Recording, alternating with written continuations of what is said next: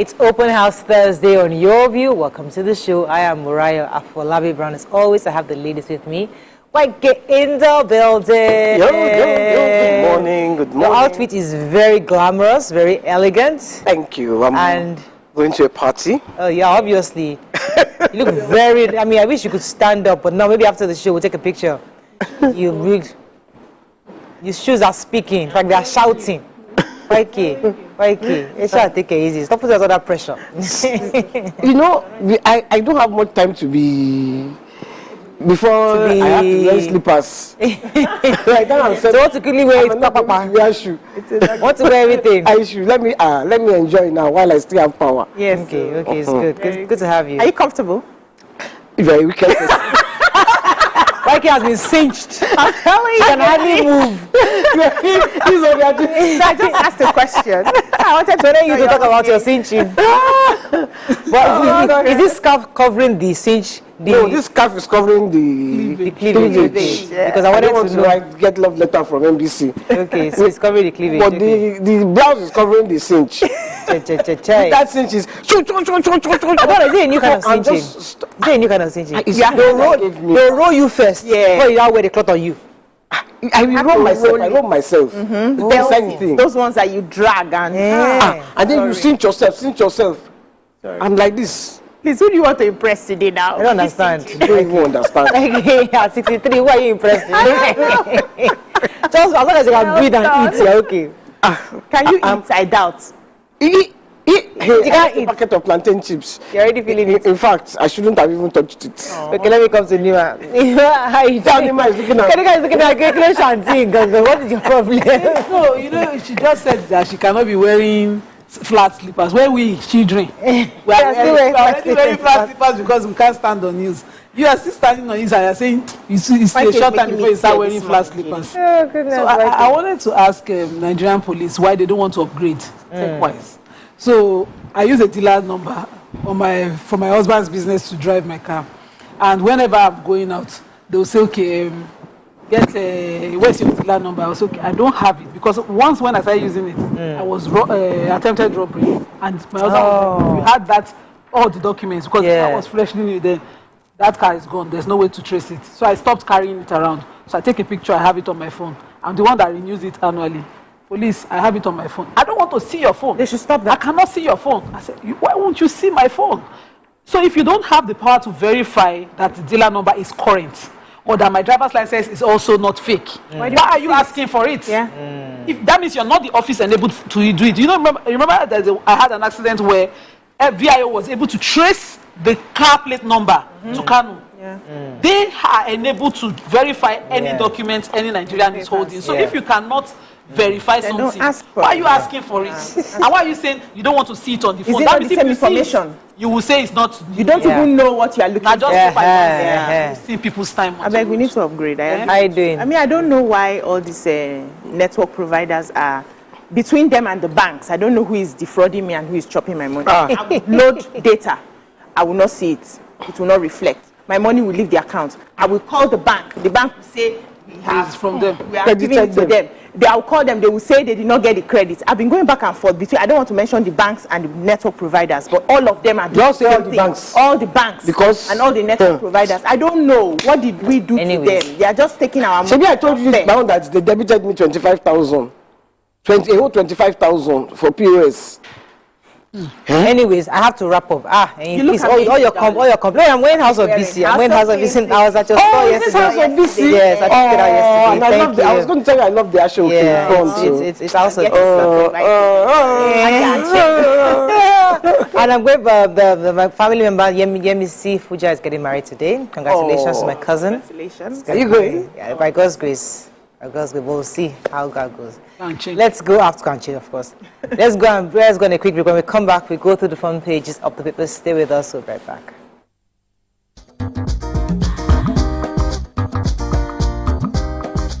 Stay tuned. Your View will be right back.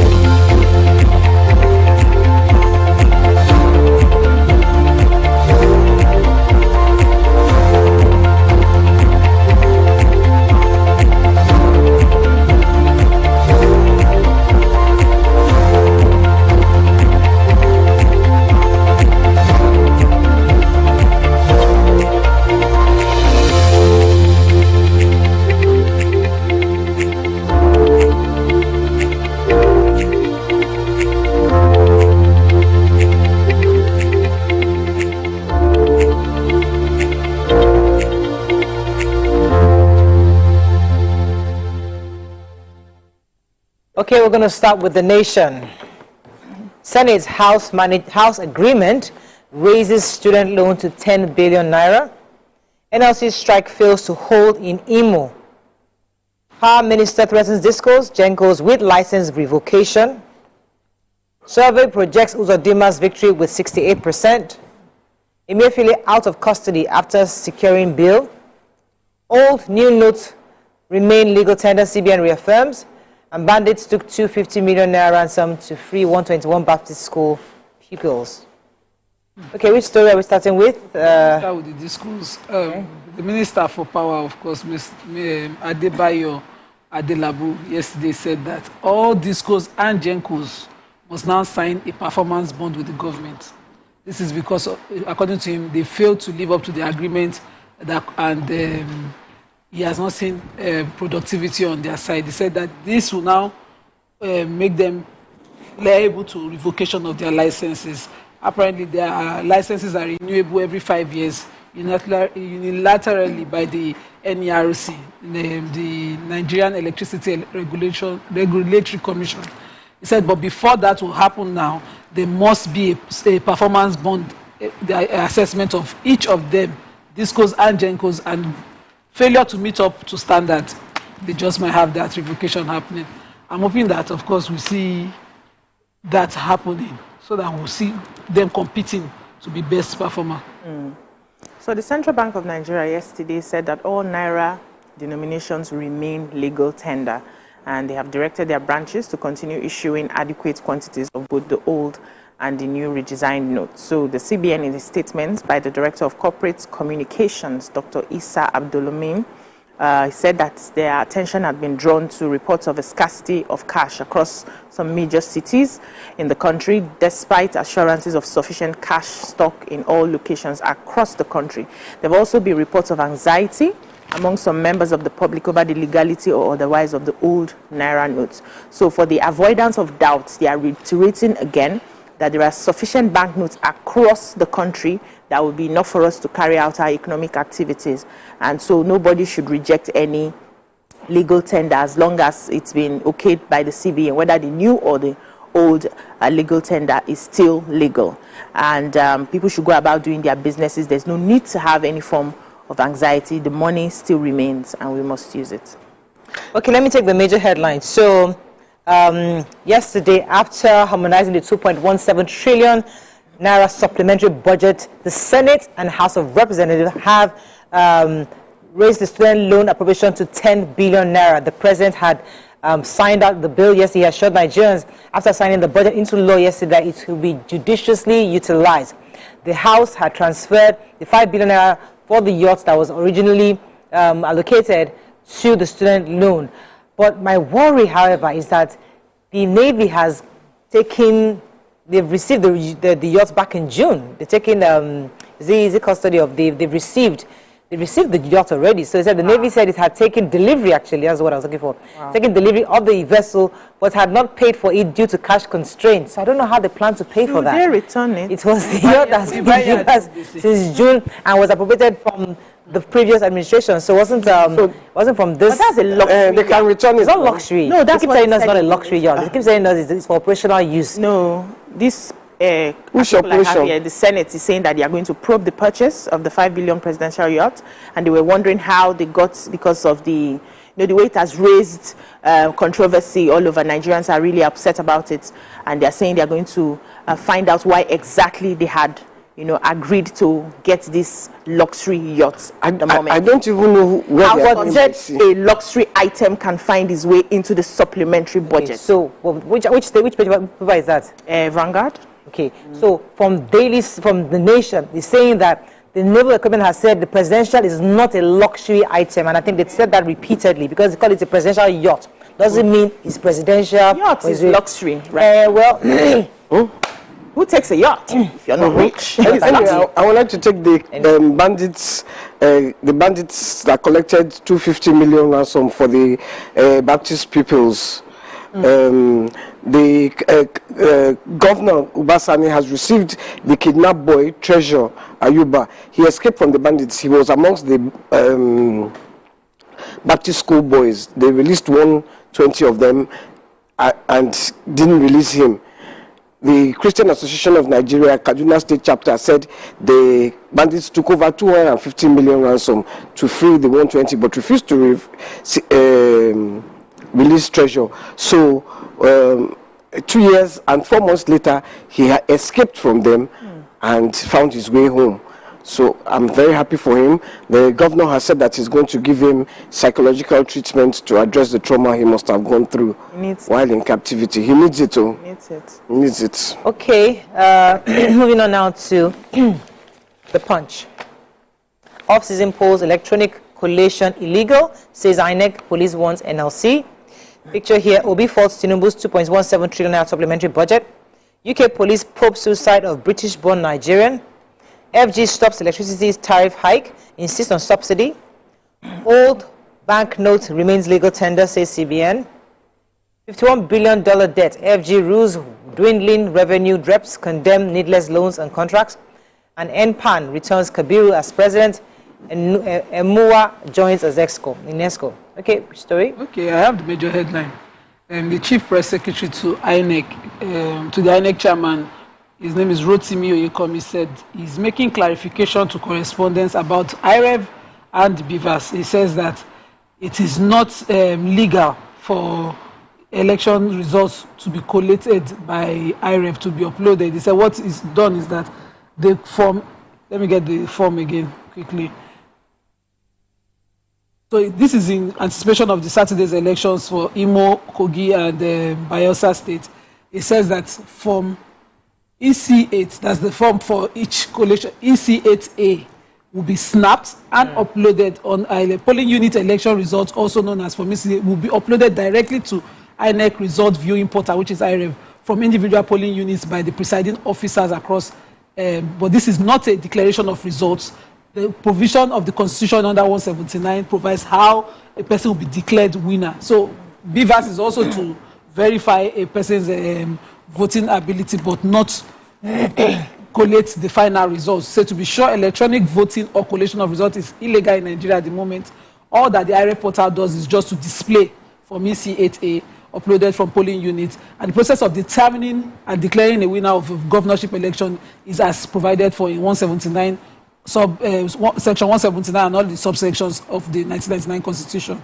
And he said that also they have their logistics tied down. They have partners with private car owners, private individuals, as well as all members of the NURTW in all for logistics. He said that they will fulfill all their obligations as expected, and according to other parties. He also used the opportunity to call on the Labour not to intimidate anybody during these elections. And I hope that what he's saying is sinking in, following all court processes as well. Okay, let's go on a quick break. When we come back, we continue with our review. Stay with us. We'll be right back.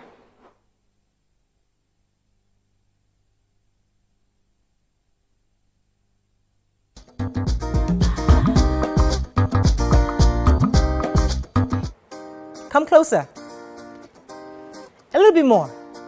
Perfect. I have exciting news for you. You asked for it and you got it. Your favorite breakfast show, Your View, will be going to 2 hours. We're going to have in-depth analysis of the newspaper review and more conversations on the hot topics. The ladies of Your View and I will be stirring up our guests to get in-depth into all the various topics, and you, our viewers, will have the opportunity to call in and share your views. After all, it's Your View. Join us on Your View, 9 a.m. to 11 a.m. for a fantastic conversation. Don't miss it.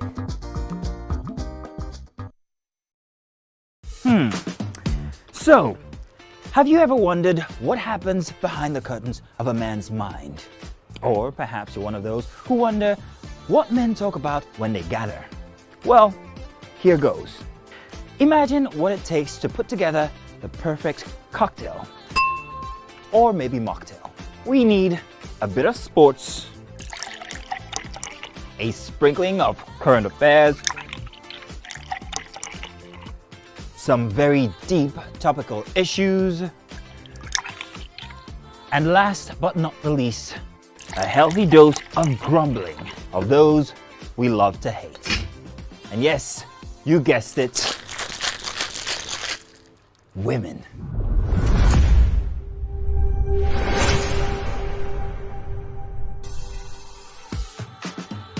So, if you catch the drift, then you're onto something.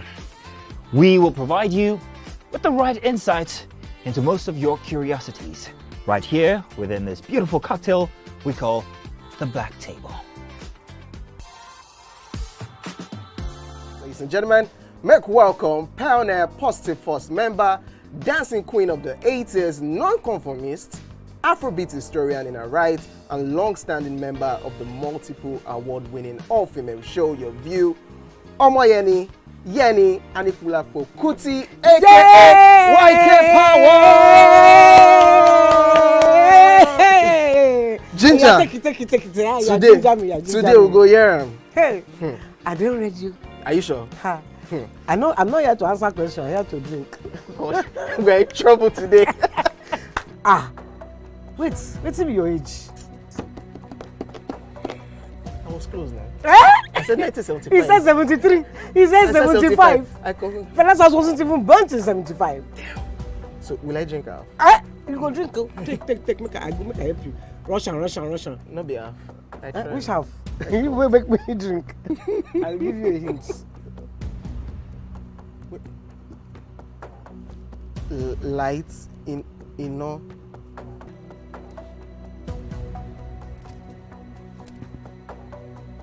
Nepa Road. Nepa Road in Abeokuta.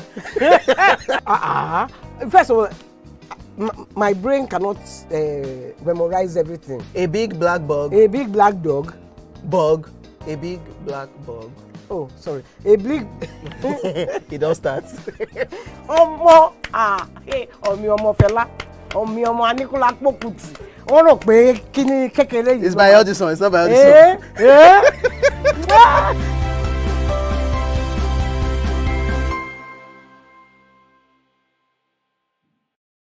Ladies and gentlemen, make welcome the one who can make time stand still forever, Mr.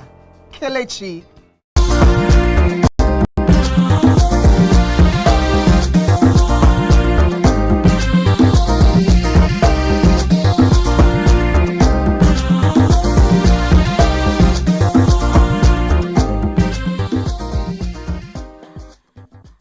Thanks for staying with us. Okay, so let me take the story. So Peter Obi, exercising his right as an opposition, has faulted the president's 2.17 trillion supplementary budget. According to him, he claimed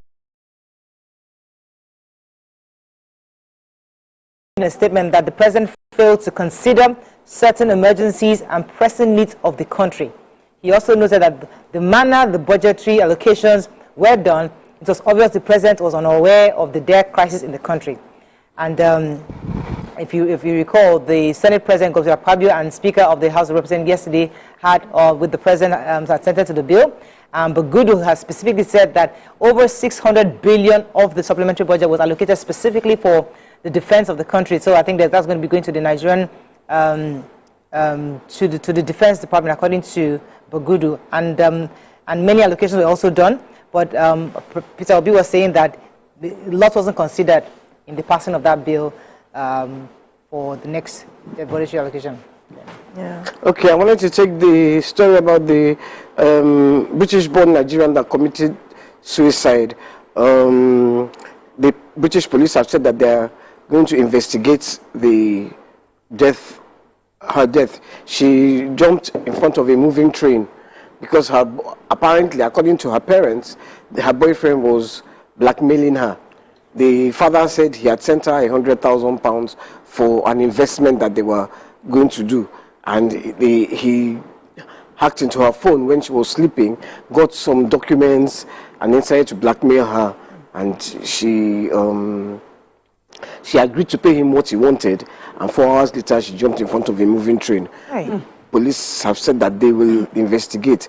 Her parents were saying the police were not really doing anything. They had just taken his statement, taken her mother's statement, and was left still it. on the loose. He hadn't arrested him. So hopefully she will get justice. Yeah, still on the suicide story, a septuagenarian, a mother of 9 children, who was described by the neighbors as a devout Catholic faithful, also committed suicide by hanging in her residence. at Enamejewa Street of Warri Saple Road, Warri South local government area. Said it happened at the early hours of Monday, November 6th.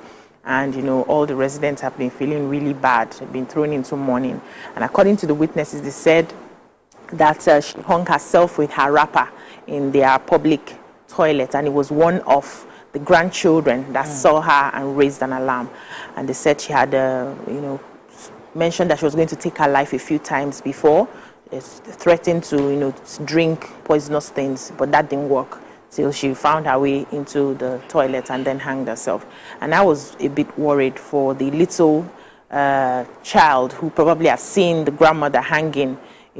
As it's going to be very traumatic for that child and the other children who are in that environment. And I know that this is a mental health issue, but even at that, we also need to consider other people around us. If this sort of thing, if you're thinking about this sort of thing, how would it affect and impact your family members? Moving on now to Vanguard. Exchange rate NECA experts disagree on federal government's target. Senate to probe purchase of 5 billion naira yacht. Daily Trust publisher Kabir Yusuf returns as NPN president. What Buhari's ex-ministers are saying about him, says Kuka. Bill, ex-CBN governor Emefiele arrives home after 151 days in detention.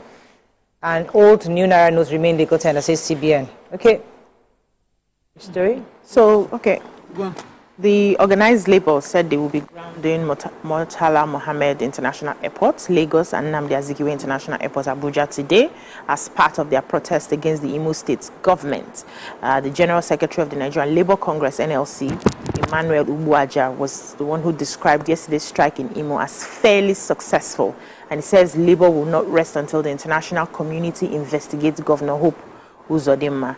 He said for a matter that people had barely 6 hours to comprehend, it was fair in the circumstance. The strike is on. The clown became panicky and declared tomorrow, today, and Friday public holidays, so nothing is going on in Imo.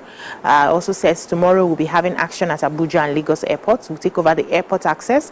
There is no lights in Imo. Everything is on holiday because of an evil man who is trying to force himself on the people. Now I'm wondering why it seems like the NLC is very particular about this governorship elections, and people are saying that this is showing too much interest in politics. NLC is supposed to be a body that for the people, that fights for the people, but the interest in this is what we want, this is how we're going to enforce it. I have a sister-in-law in Imo.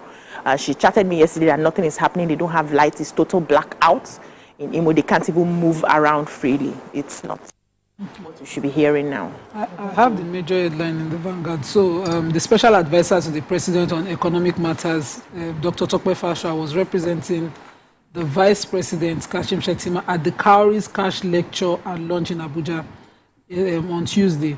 And he hinted that the federal government plans to shop the value of the naira. So he also used the opportunity to issue warning to Nigerians who are holding currencies, with the hope that naira will continue to fall, that with the new policies that they are bringing on, naira will continue to add value, and that so your dollars over holding will not favor them.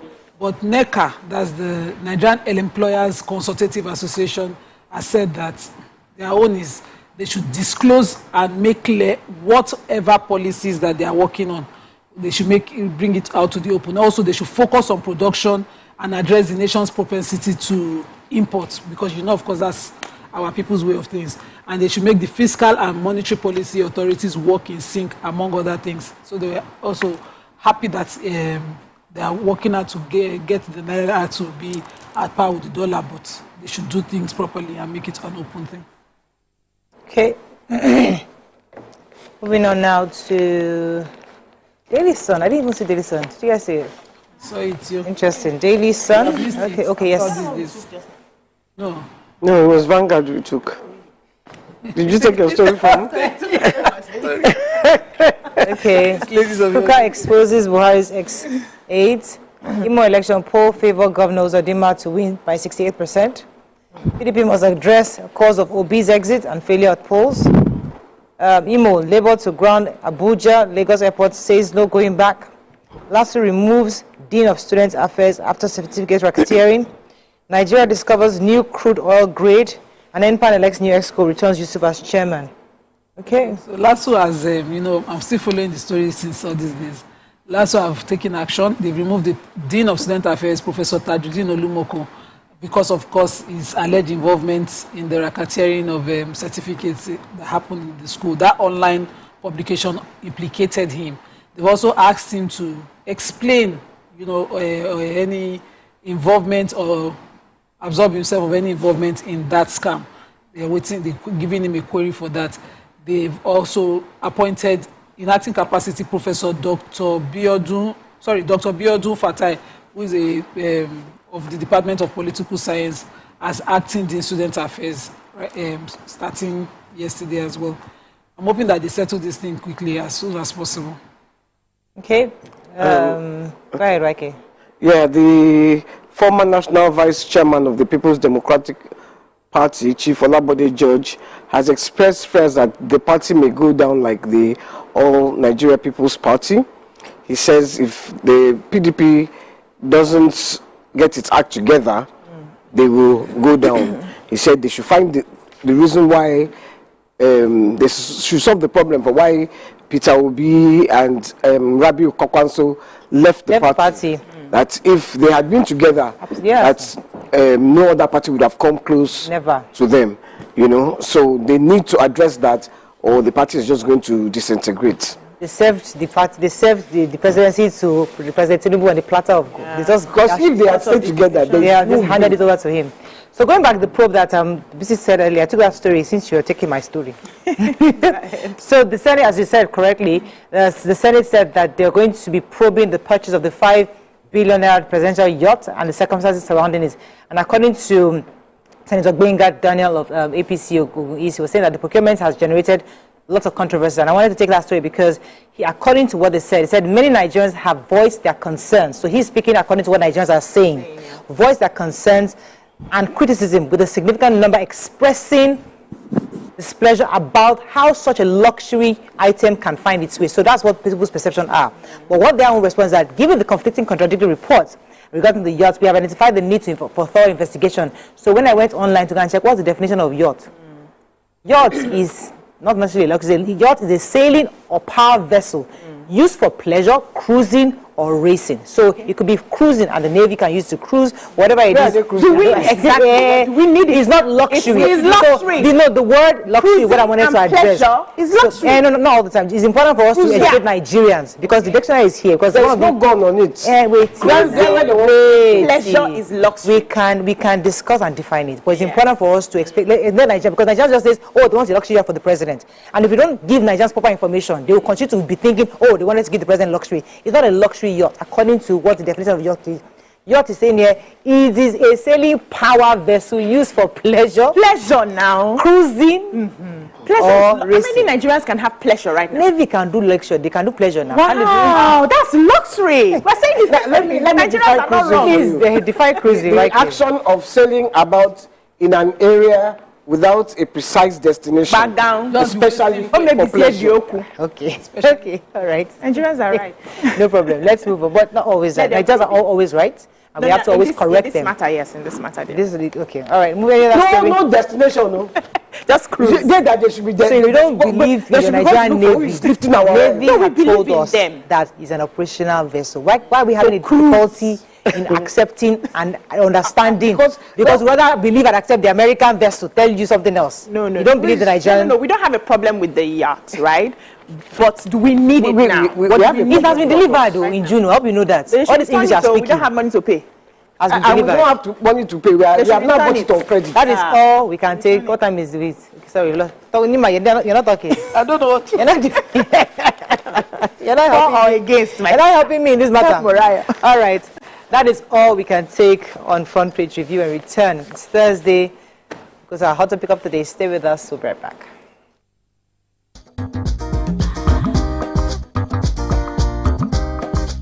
Stay tuned. Your View will be right back. So, have you ever wondered what happens behind the curtains of a man's mind? Or perhaps you're one of those who wonder what men talk about when they gather. Well, here goes. Imagine what it takes to put together the perfect cocktail. Or maybe mocktail. We need a bit of sports, a sprinkling of current affairs, some very deep topical issues, and last but not the least, a healthy dose of grumbling of those we love to hate. And yes, you guessed it, women.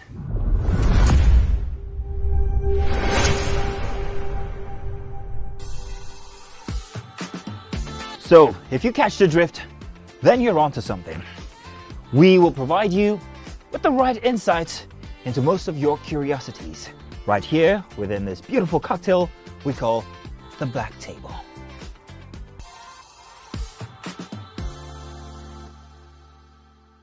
Ladies and gentlemen, make welcome pioneer Positive Force member, dancing queen of the 80s, non-conformist, Afrobeat historian in her right, and long-standing member of the multiple award-winning all-female show Your View, Omoyeni Yeni Anikulapo Kuti, aka YK Power! Ginger, Take it. today we'll go here. Hey, I don't read you. Are you sure? Ha. I'm not here to answer questions. I'm here to drink. We're in trouble today. Wait till your age. I was close now. Eh? I said 1975. He said 73. He said 75. I confirm. Fellas wasn't even born till 75.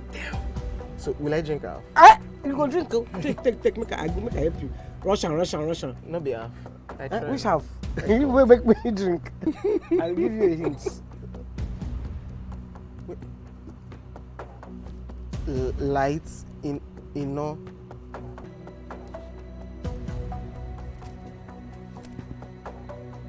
Nepa Road. Nepa Road in Abeokuta. First of all, my brain cannot memorize everything. A big black bug. A big black dog. Bug. A big black bug. Oh, sorry. A big. It don't start. Ọmọ fẹlá. Ọmọ Anikulapo Kuti. Wọ́n rò pé kí ni kékeré yìí. It's by Audison. It's not by Audison.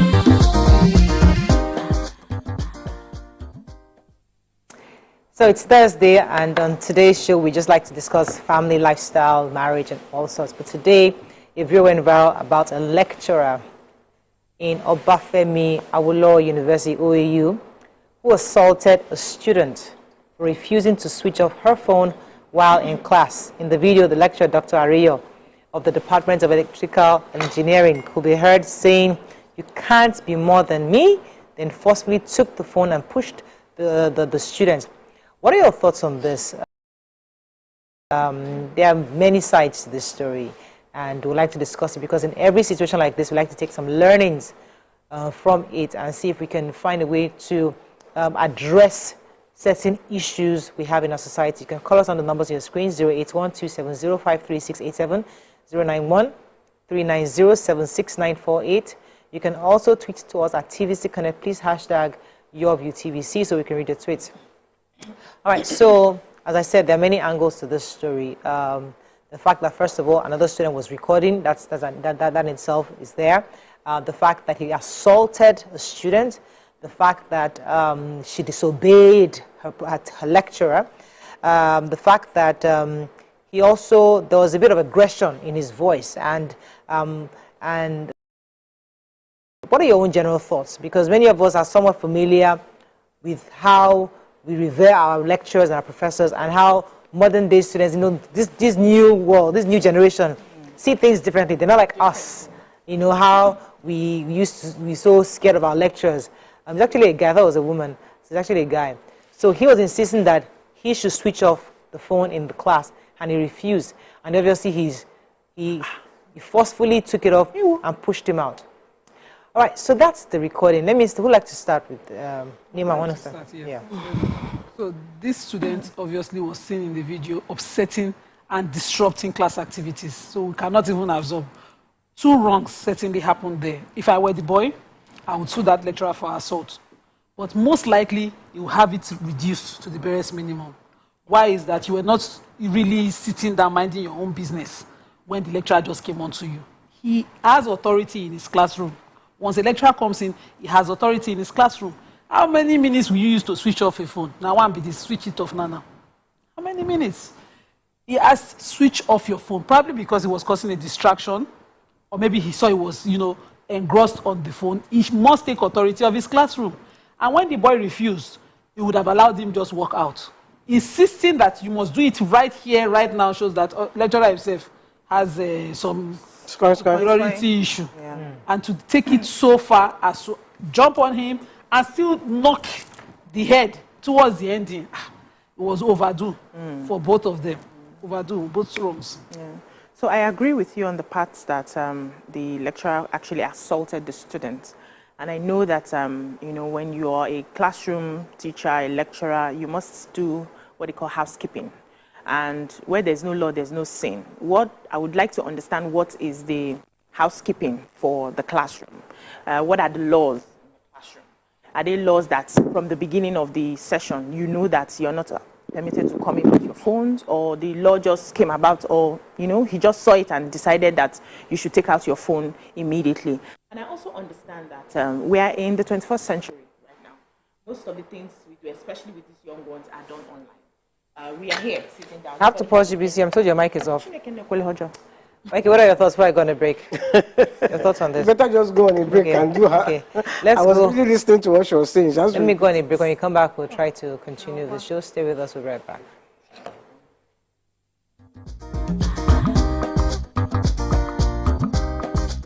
Stay tuned. Your View will be right back. Come closer. A little bit more. Perfect. I have exciting news for you. You asked for it and you got it. Your favorite breakfast show, Your View, will be going to 2 hours. We're going to have in-depth analysis of the newspaper review and more conversations on the hot topics. The ladies of Your View and I will be stirring up our guests to get in-depth into all the various topics, and you, our viewers, will have the opportunity to call in and share your views. After all, it's your view. Join us on Your View, 9 a.m. to 11 a.m. for a fantastic conversation. Don't miss it.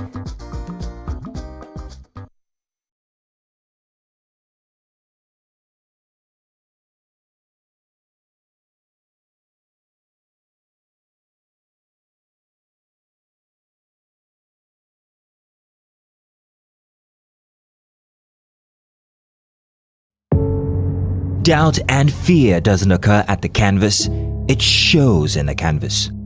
It shows the conation of raw earthen material slabbed, stroked and molded at a pace provided by the doubt and fear. Every move weigh in the struggle of one to the other, merging the past to the present, brushstrokes of colors seen but not known. For when the wailing stops, the pieces settle down in abject beauty erected for a century of a century. Speaking, advocating, protesting as the arts are meant to be.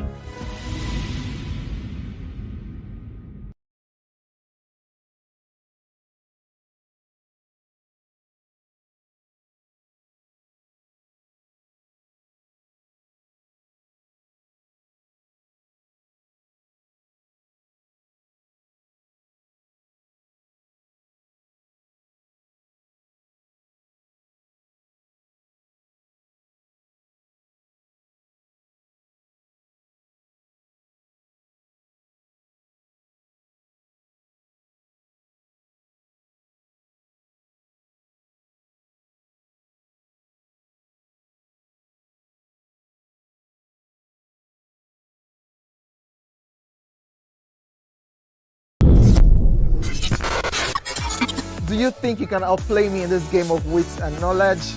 Can you go 7 rounds without flinching? I meant answering 7 questions correctly. How well can you hold your liquor? If you're curious, then join us for the most exciting conversation and games with your favorite celebrities on 7 of 7.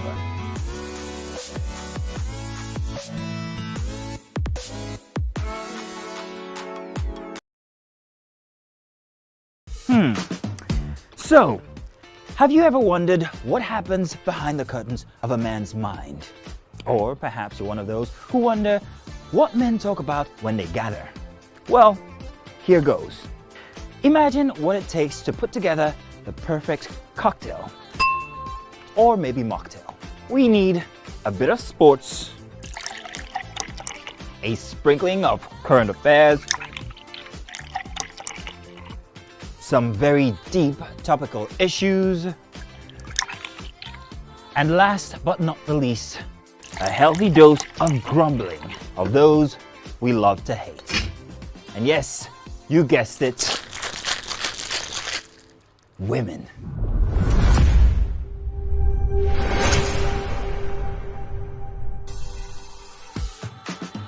So, if you catch the drift, then you're onto something.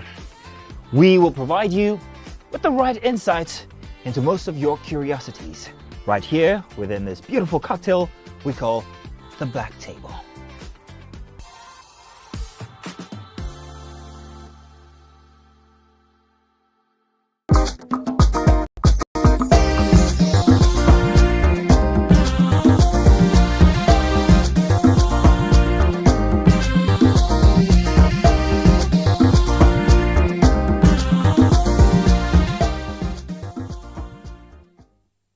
Thanks for staying with us. We're still discussing about the lecturer who assaulted students at OAU. Before I come back to you, BC, it's important for me to mention that the public relations officer of the university, Mr. Abiodun Olanrewaju, has condemned the action of the lecturer and said the probe towards the matter has begun. According to Olanrewaju, he said, we have seen the video. The vice-chancellor is not happy about it. We are not known for such behavior, and we have decided to go the administrative concerning this, and we will make our findings known. But for the meantime, we just want the students to remain calm, and the VC has called the dean of faculty involved, who will get in touch with the head of the department and then have this investigated, just so that we know that the matter is being investigated and by the school. So that's awesome. So, you know, Nima had earlier established that both of them were wrong, which I absolutely agree with. There was a case of assault, a case of rudeness, and both of them did not handle themselves properly. We've agreed on that. But I was saying that in situations like this, one of the ways that you're able to manage your class effectively is to have rules from the beginning of the session. If you don't want any form of phones to be used in your classroom, it's something that you make as a rule. Before you enter my class, we're not doing this, these are the rules for the session. And anybody who violates the rule, there's also a way to handle it instead of that physical altercation. Because what makes you a good classroom manager, whether you're teaching in secondary school or your university, is your ability not to lose your cool when the students are misbehaving. Students will always misbehaving. And part of the training you get to as a teacher and a lecturer is your ability to control the students and not, go hysterical when they are misbehaving. You are supposed to be the wisest person in that classroom to maintain that order. So he was just, it was an ego sort of clash. You cannot be more than me. And also, I remember when we were in the universities, the lecturers so oppressed us. It was not something we were proud to say. The lecturer would tell you, I will fail you because you cannot have A in my class. Not for anything, just because he did not have A when he was doing his own study. He would tell you that in this course, you can never have an A. No matter how bright you think you are, please sit down, you cannot have an A. There were a lot of oppressions that we went through in the universities, but this younger generation, they are not taking that anymore. Times have changed. People, I said on this show here, none of us have a paper and pen. Once in a while we'll come with it, but most of the time we do all of our work on the phone. So she could have her notes on the phone, or I don't know if it's a female. If it's a him. Yes, and look like a female. Yes, with the from the reports here, it's a him here. Yeah, he could have information on the phone and trying to take notes. But if those rules were established at the beginning, he will know that in his class, so I will just go with my pen and my paper, and I'll be. So, based on this case, because we're gonna pack this case very soon. I mean, once we address it, we'll try to link it up to other matters. But in this case in particular, the young man tried to come into around that 10, according to the report here in Punch. He walked in the class, he was the wrong class. It actually wasn't his class. So he got into that class and he realized, he saw the student's face, he realized, this is not my class, he now walked out. The lecturer called him back to come in, going back and forth, as in, what are you doing here? Are you late for my class? That kind of stuff, whatever. And then the altercation started, and they called in the security, and the man told him he now wanted to make a call. So obviously, the lecturer obviously had something brewing in him. So he only probably lashed out on those younger, because what happens shouldn't have resulted in this kind of altercation. However, it seemed that the lecturer already had something already bottled up in him, and he just used that young boy just came in at the wrong time, and he just vented on him. You know, anything could have been disturbing him. Yes. Anything could have been. It could have been health issues, marital issues, children issues, and that guy just walked into it. Rubbed him up the wrong way. I still think the guy should have obeyed him. I also think the lecturer reacted, you know. So, like Nima said, 2 wrongs don't make it right. Yeah. As for whether they are taking notes on their phones, Nigeria is not really in the 21st century. You know, we don't have lights. People who are in the 21st century have lights. You know, so we can't. So which century are we in? But you see, it's the resilience. It's the resilience our system gives us here that somewhat helps us when we go abroad. It's those ones that they'll tell you how they were writing their homeworks on that candle, how they were studying. I was telling you when I did my own exam when I was trying to do my law exam. I rushed to school because in my head you cram all the law, all the references in your head. You put all the section by section. You cram it all. And I entered the exam hall. And my lecturer was wondering, excuse me, where's your law book? Everybody opened their book. I'm like, They don't want me to cram. I had to go back to my hostel with the bus, rush to pick up my law book and put to the exam hall because they don't expect you to cram it in your head. It's a different solution. So no, the point is that the resilience I learned in Nigeria, where you have to store it and download, is what part of what also helped me. So it worked for me. The point I'm trying to make is some of this resilience we shy away from today. The writing notes, taking it easy, copy down and replay. Those things help you in future. Yes, we are not, and we shouldn't rush it, YK. Because many of us who are middle class, who have seen, Mauritius, we've seen London, we've seen everything, and when I come back, we want it to be exactly as it is here. We're not there. Let us go at our pace. So you opened an issue. Let me not digress. Because let me not digress. I need us to be there.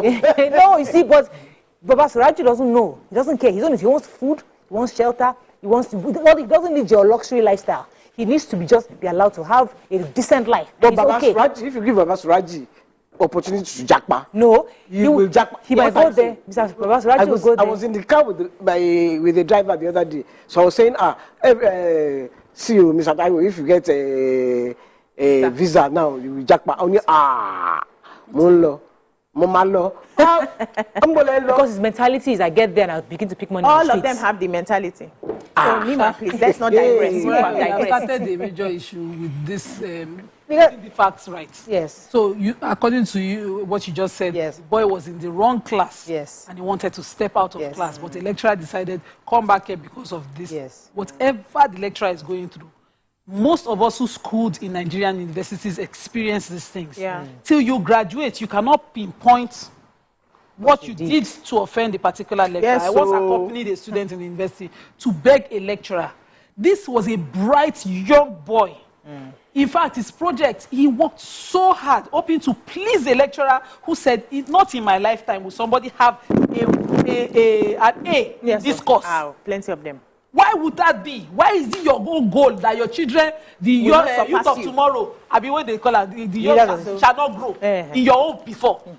It was too rampant. And in my before, when we knelt down to beg, he said, you brought somebody that is covering hijab to come and beg. Well, what did your ancestors do? That is what you will do and die. And I said proudly to myself, okay, my own ancestors were farmers. And they were rich and wealthy for it. What are you doing now? Some lecturers bring their personal problems to an adult business because university education is for matured adults. Thank you. Yes. If you are not Very ready to face an adult, get out of the business. Go and start your small shop and be loading and be saying you cannot be more than customer. Or go to primary school. Or go to primary and secondary school. You are not even fit for a primary school. And be shouting at because customers. another business, you need another psyche for that. Why can't you, as a lecturer, accept that these young people will bring better solutions your generations have failed to do? Yes. Okay, let me pause you for a second. I have a Larry Waju been holding for a minute. Come on, Larry Waju. Carry your personal problem. You're live. Sorry for keeping you. This morning, for keeping me waiting for I'm long. so sorry. I'm so sorry, sir. Yeah. I want to make point to yesterday's program before I contribute to this morning, if that is okay. Please. It's your view. Let it count. Yeah. Yesterday, Nima, I'm sorry. I'm not making it personal to you about said you. I don't think we have should no take right this to call. contribute. I think we don't. I'm not sure we want to go To back to. contribute to what is going. Thank you very much, Mr. Larry. I certainly apologize. I don't want us to go back to that topic. Let's move on now. Yeah. Yes, BC. Yes, so I just like how Nima just carried us to the crux of the matter. You know, when a Nigerian has a table and a chair, he becomes an authority. That's exactly what plays out. And it played out so much in the universities that there were boys who were, made to repeat do years instead of them to have graduated because they were liking or they were dating a girl a lecturer liked. They were frustrated. That thing really happened. In fact, there was a guy in my class that was liking me. He would skip seats for me. After a while, he called me and said, a particular lecturer called him and said, if you ever near that girl again. The lecturer did not even come and toast me at the end of the day. But he just made sure, if you ever, and we fail you, I will keep you in this school. He told me, Biko, I will not keep seats for you again. Stay in your front, I will go somewhere to the back. So it's something that it became a part of us. We're used to it. So you hide yourself. I hid myself so much so. And do you know how I hid myself in the university? I would stay in front of the class. I was very tiny, gengele. They were liking fatter people at the time. So God saved me with my stature at the time. So I would stay in front of the class. It was from 300 level to 400 level that they started noticing me. So they would see my scores on the board, like, who is this BC girl in political science? Who is this BC girl in political science? Till 300 and 400 level, when they now knew my face. A few now of them. bloomed. And I bloomed. And then one lecturer told me, so this is how you will graduate from this department. We will not know you. I said, but I know you, sir. In front of the whole class, he stood me up. We will not know you. I said, but you know me, sir. I said, keep my shot. I understand what I'm saying. You know what I'm saying. So we will not know you in this department. I bought ring and engaged myself till I finished school because of that.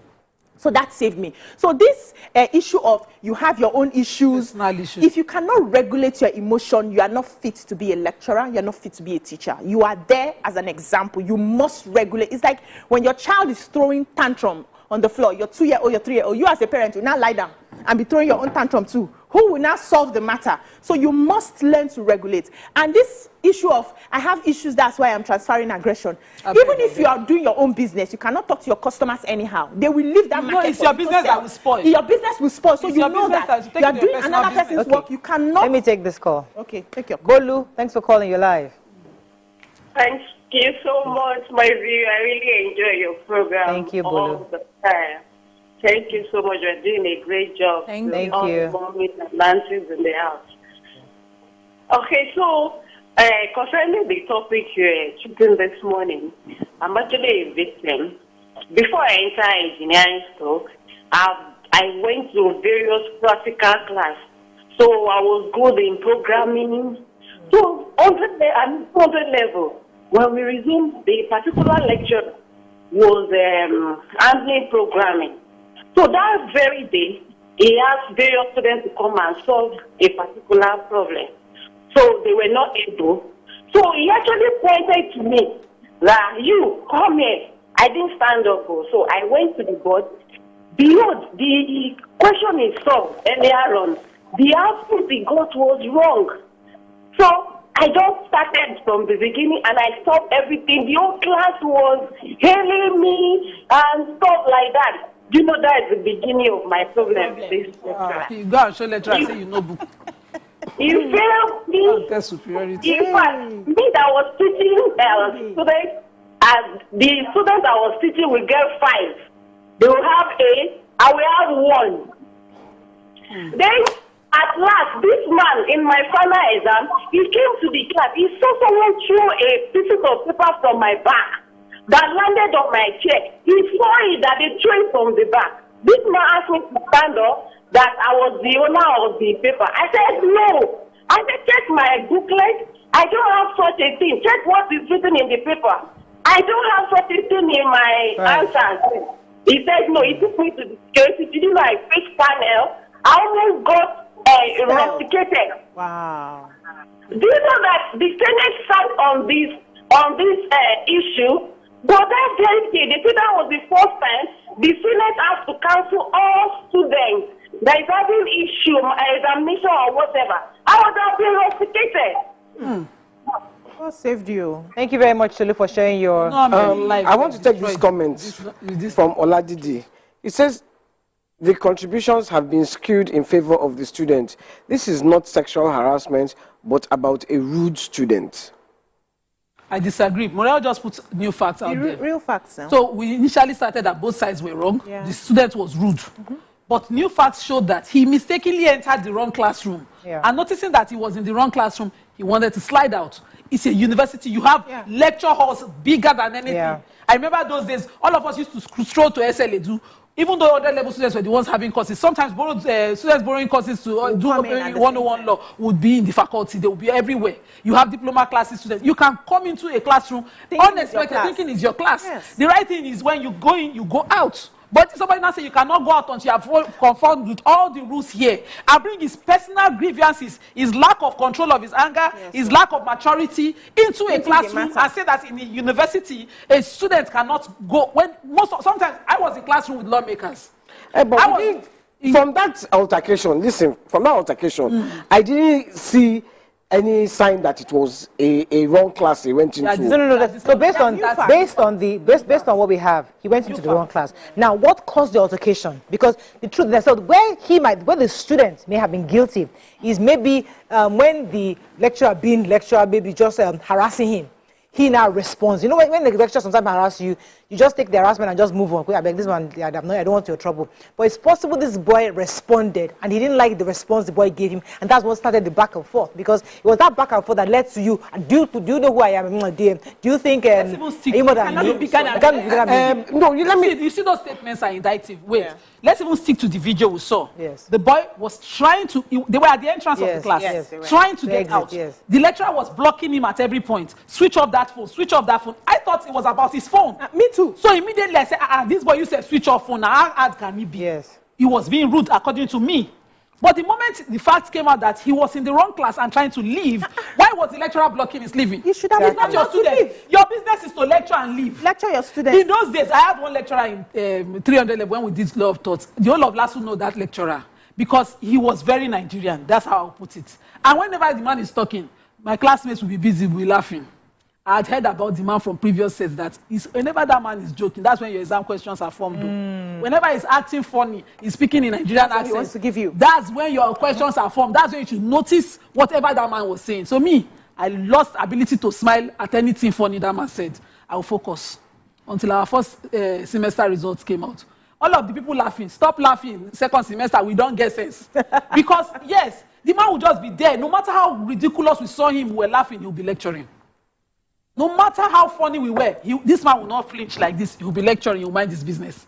That's what a lecturer does. Because students will be students. They are but isn't that counterproductive? Counterproductive. When your children are when you can adults, because you came to school to learn. Wait. You are busy laughing. So lecturing really is supposed to be engaging, because the style we have here is just you'll be talking to the world. But you find it so funny. You thought you were at a comedy show. You are rolling on the floor. Law student. A 4-unit course. Okay, let me take this call. Geshinde. Good morning, Geshinde.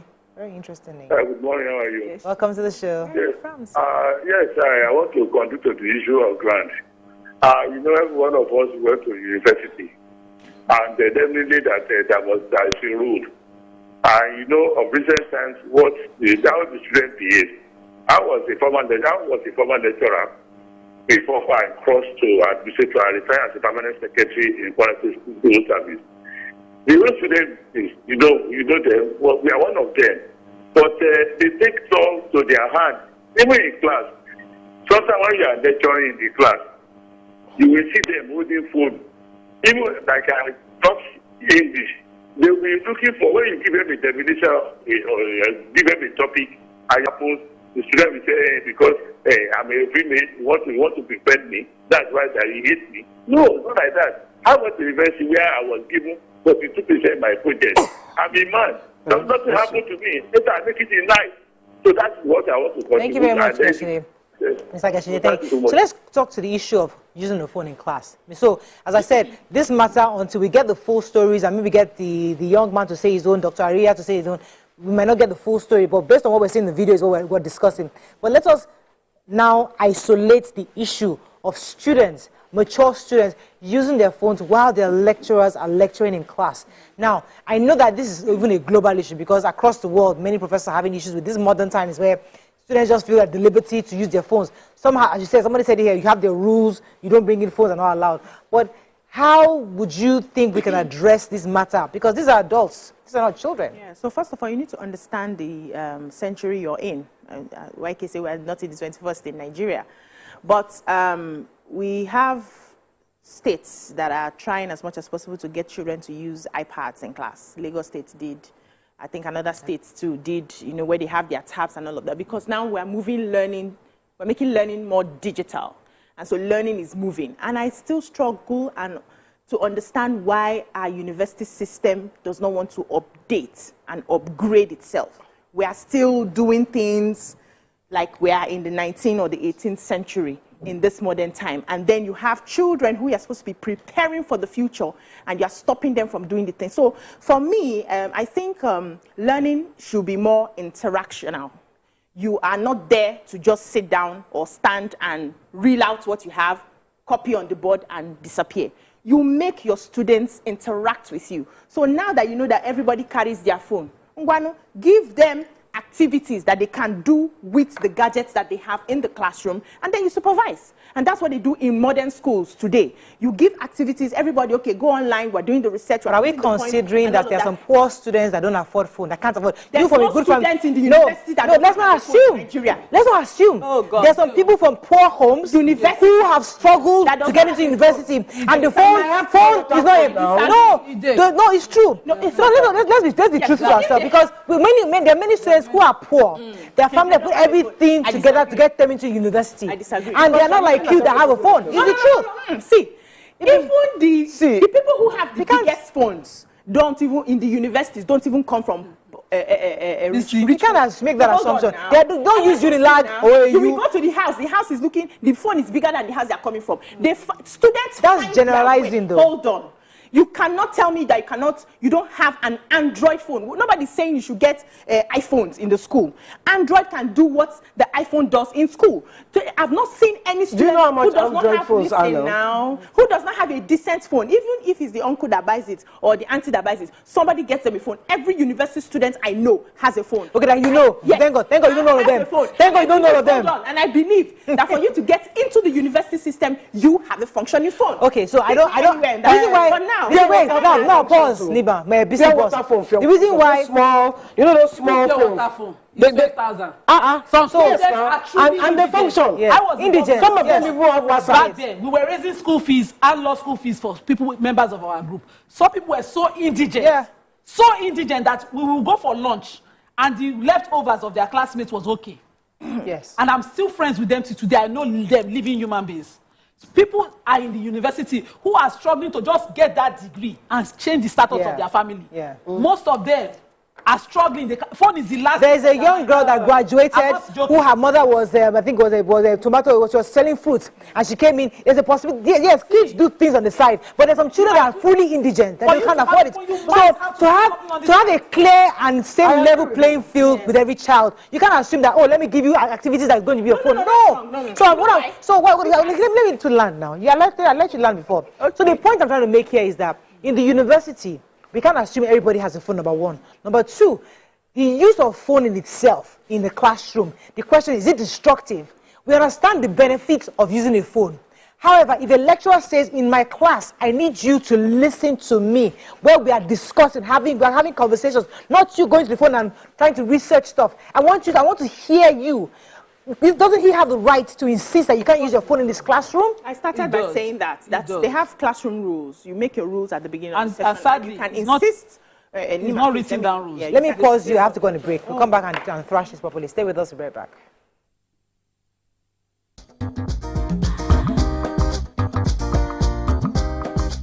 Stay tuned. Your View will be right back.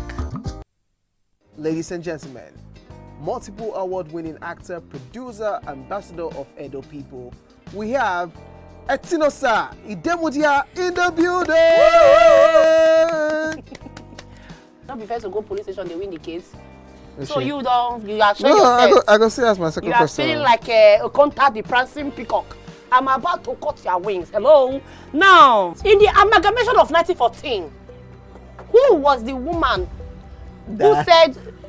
who drew the line of the amalgamation? Who cut the report? Who is the person that used scissors? What is his name? That woman. Yeah, drink. You have done me dirty.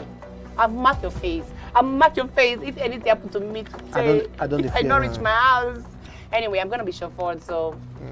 You remember now, Avi? Yeah, but you never too thin. Now you remember. Hey. If a person who indulges habitually in watching a sexual material is called a voyeur. That's what they're called. It's clear so you don't go even get the next one. Hey, a voyeur. Voyeur. Then go on. What is a person who makes one A called? voyeur. A voyagist. A bon voyage.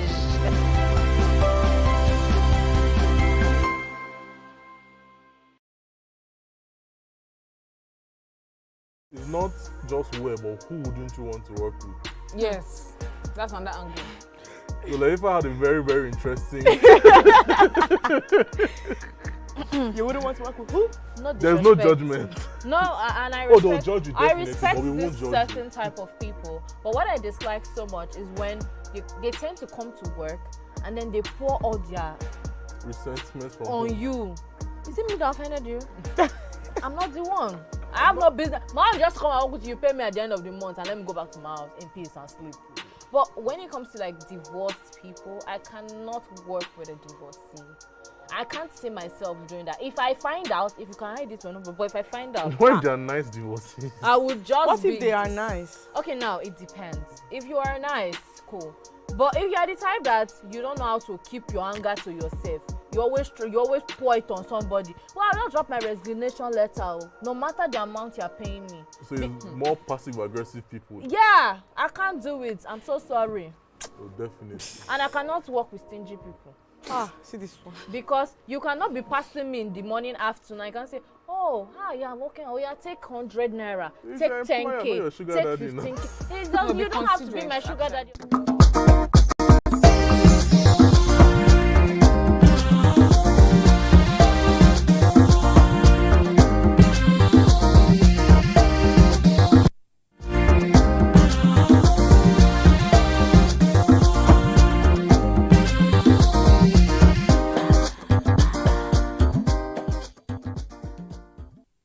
Thanks for staying with us. So where I want us to have some kind of clarity on this matter, in this woke generation, in this modern generation where gadgets are the norm, everybody has a gadget, as we have said earlier, we have alleged earlier that many people have gadgets. Now, even in view of that, is it still okay for a lecturer to insist that I don't want your gadgets in my class? Yes, that might be his rule. But can we insist that, listen, I want to take my notes on my phone? If a student insists that, okay, you are lecturing, I want to be taking my notes on my phone, should that be wrong? I don't think it's right. I really don't think it's right, because if you tell me you are taking notes on my phone and you are doing something else, is it possible? I can't verify that. I can't verify that you're actually taking notes or listening to me. That's the danger. That I know. I live in a university community. Okay. Presently, I'm in the Federal University of Agriculture, Makurdi. So concerning the topic you people are discussing this morning about students and the lecturer, and Obiajulo talking about students, some students is that it is not that she doesn't think any student, there's no student that does not have Android phone. My sisters, I live in a university community. There are students who don't even have this Nokia touch phone, not to talk of Android. Everybody is not rich. I live with them here. My husband lectures here. So I mix up with them, I see them. So on that topic of the students misbehaving in the class with the lecturer, I think the lecturer took it too far. And that student, you see them, they are too heavy this time. You see students being too headstrong. Don't do this, they will not agree. You see them shake, let's say, is it quacking shoulder with their lecturer? That is not right. Yeah. Please, we don't need to blame the lecturers every time, lecturers. Some of these students, if you mix up with them, forget about those days when we schooled. The present students that we have now, they are something else. They are something else. Thank you very much, Chiwi. Let me come to you. Thank you. Thank you so much, Chiwi. Yes, so we have established what is right and what is wrong. We're just trying to expand the conversation. And I believe that every lecturer has a right to determine what applies in their classroom at the time that they come into their classroom. Also bearing in mind that this should not be found doing that. Now, the university place is not where you hold young adults by the head and insist that they must go this way. Some of them did not come to school to study, and there's nothing you can do about it as a lecturer. So if we say no phones and somebody is sneaking to use phone, at the end of the day, result are, well, the person will do carryover. The person can say, instead of a course of staying for 3 years, the person will stay for 7 years. It's on them.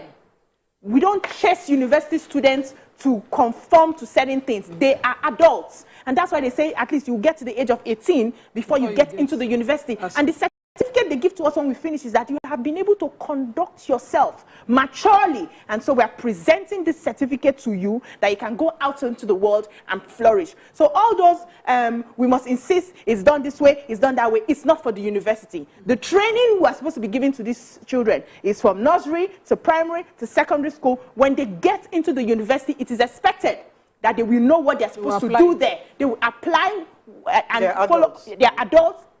They can take care of themselves. So all those some universities in this country doesn't allow you to wear skirts. All those we have some universities in this country that they determine the kind of clothes you wear. So what would you say in that kind of set standard of yes. There's nothing wrong in setting a standard. If you want to be in that school, you can be in that school. But in setting that standard, you cannot even overstifle the students from being young and exploring. Some of us went to school, lecturer teaching, we did not listen because we did not like the way the lecturer is speaking, or we didn't enjoy the course and all of that, and we found our way. So that insists that everybody must sit up straight and do their head like this, or else we're not teaching this class. I don't think it's the way to go right now. Point taken. So how into consideration that these people are adults. So how do we now, therefore, based on what you just said now, how do we help our lecturers? Because the truth is that those lecturers we knew back then, and today, the students you are teaching them, they are different.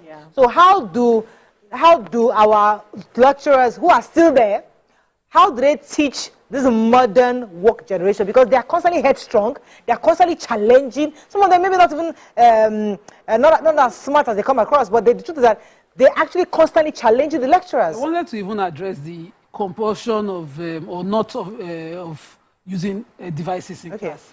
So back then, when lecturers were even just using textbooks, some students couldn't afford textbooks. I couldn't afford some of my law textbooks.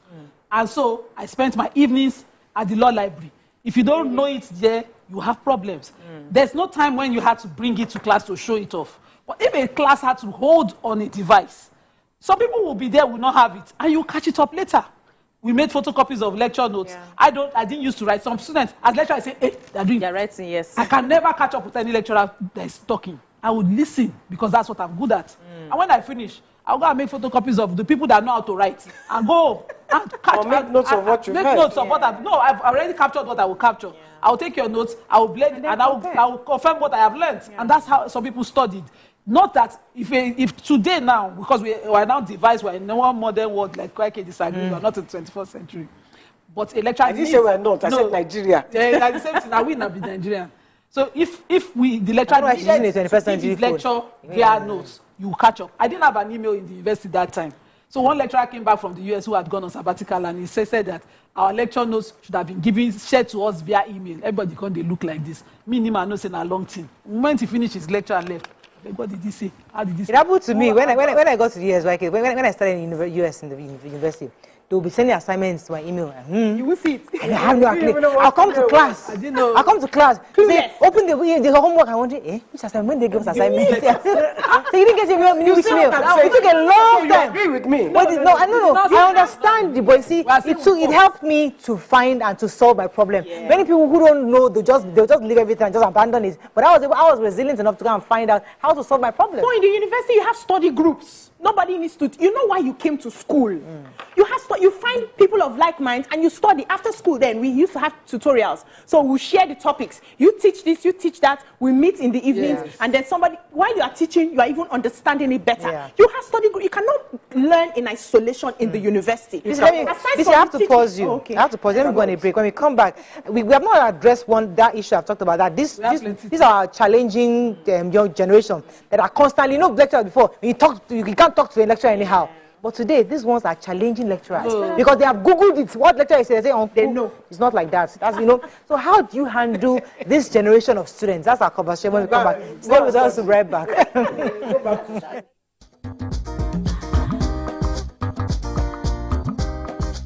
Stay tuned. Your View will be right back. Ladies and gentlemen, please help welcome to the show, La General, the one and only Pere Egbe. Which of the following is false about teeth? We are born with 20 primary teeth. Teeth are the hardest substance in the body. Teeth are the strongest bones in the body. Teeth is not a bone, actually. Teeth can self-repair. The strongest bone in the body, no. Teeth is not a bone. Final answer? Teeth is not a bone.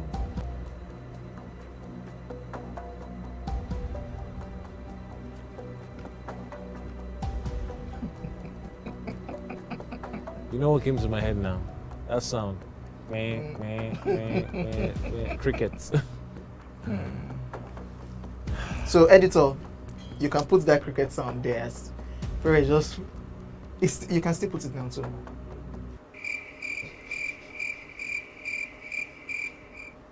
When was the first Gulda ultimate search?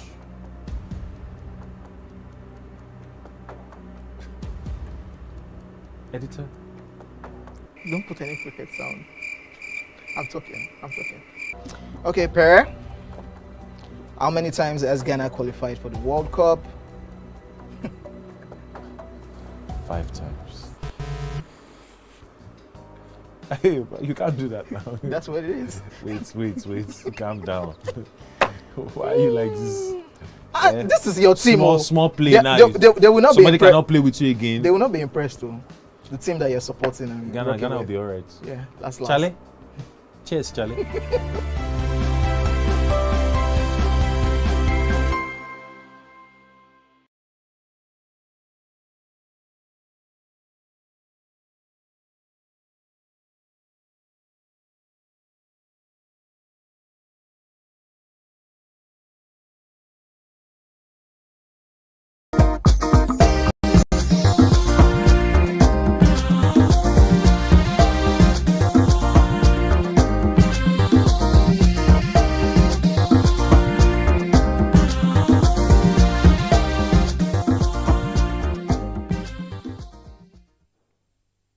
Thanks for staying with us. So we're still discussing this issue of the lectures. And I'm saying, how do you lecture a room full of Gen Zs? I think that's the question.